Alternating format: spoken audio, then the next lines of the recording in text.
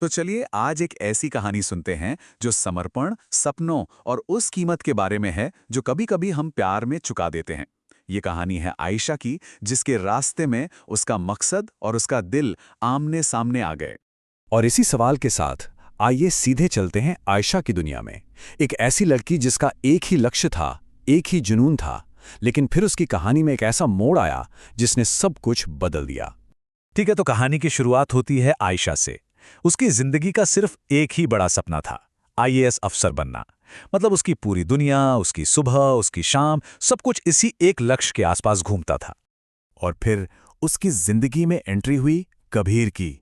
वो इतना अच्छा था, इतना ख्याल रखने वाला था कि आयशा को पता ही नहीं चला कि कब उसकी दुनिया किताबों से सिमटकर सिर्फ कबीर के फोन कॉल्स और मैसेजेस तक रह गई।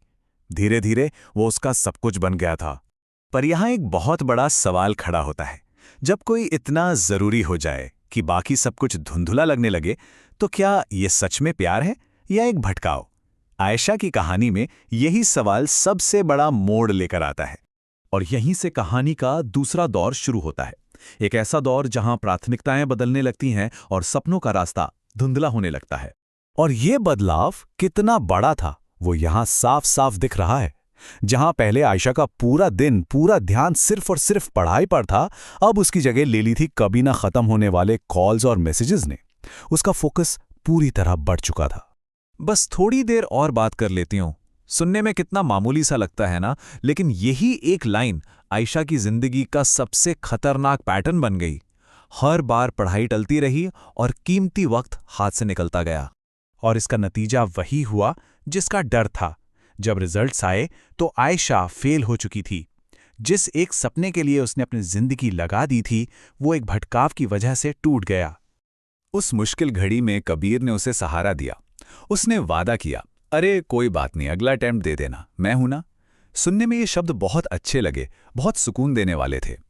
लेकिन असल में ये बस एक झूठी तसल्ली थी। लेकिन सवाल ये है कि क्या वो सच में उसके साथ था? असली कहानी और एक चौंकाने वाली हकीकत तो अब सामने आने वाली थी। अब कहानी उस मोड़ पर आती है जहां आयशा को सबसे बड़े दर्द का सामना करना पड़ता है। और ये सिर्फ एक सपना टूटने की कहानी नहीं है, ये भरोसे के टूटने की भी कहानी है। और पता है, ये सब अचानक नहीं हुआ। सबसे दर्दनाक चीजें धीरे धीरे होती हैं। पहले कबीर थोड़ा बिजी रहने लगा, फिर कॉल्स और भी कम हो गए, ध्यान कम हो गया, और फिर एक दिन वो उसकी जिंदगी से हमेशा हमेशा के लिए चला गया। तो सोचिए आयशा की हालत। वो बिल्कुल अकेली थी, ना प्यार बचा, ना वो अधूरा सपना पूरा हुआ। और उस दिन उसे एक बहुत कड़वा सच समझ आया कि उसने कबीर के लिए अपने सपने नहीं छोड़े थे, उसने खुद को ही नजरअंदाज कर दिया था। लेकिन अगर किसी को लग रहा है कि ये कहानी का अंत है, तो ऐसा बिल्कुल नहीं है। कहते हैं ना, जब आप बिल्कुल नीचे गिर जाते हैं तभी ऊपर उठने की सबसे ज्यादा ताकत मिलती है। असली खेल तो अब शुरू होना था। और अब आता है कहानी का सबसे दमदार हिस्सा, आयशा की वापसी। लेकिन इस बार की आयशा पहले जैसी बिल्कुल नहीं थी। 2 साल बाद, इन 2 सालों में आयशा ने बहुत कुछ बदला था।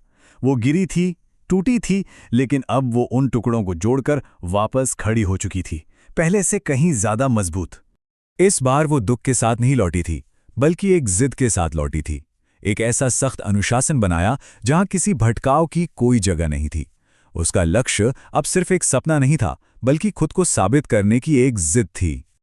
और इस जिद का नतीजा? इस बार उसने एग्जाम क्लियर कर लिया। वो सपना जिसे उसने किसी और के लिए खो दिया था, उसे उसने अपनी मेहनत और हिम्मत के दम पर वापस हासिल कर लिया।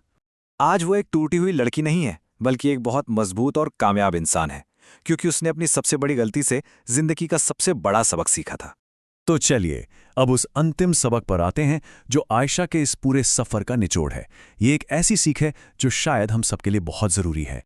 आज आयशा सिर्फ एक नियम से जीती है, एक ऐसा नियम जिससे वो कभी नहीं भूलती। कोई भी इंसान मेरी जिंदगी का हिस्सा हो सकता है, लेकिन मेरी जिंदगी का मकसद नहीं। ये कहानी हमें सोचने पर मजबूर करती है कि हमारी जिंदगी का मकसद क्या है, और कहीं हम भी तो उसे किसी और के लिए दांव पर नहीं लगा रहे।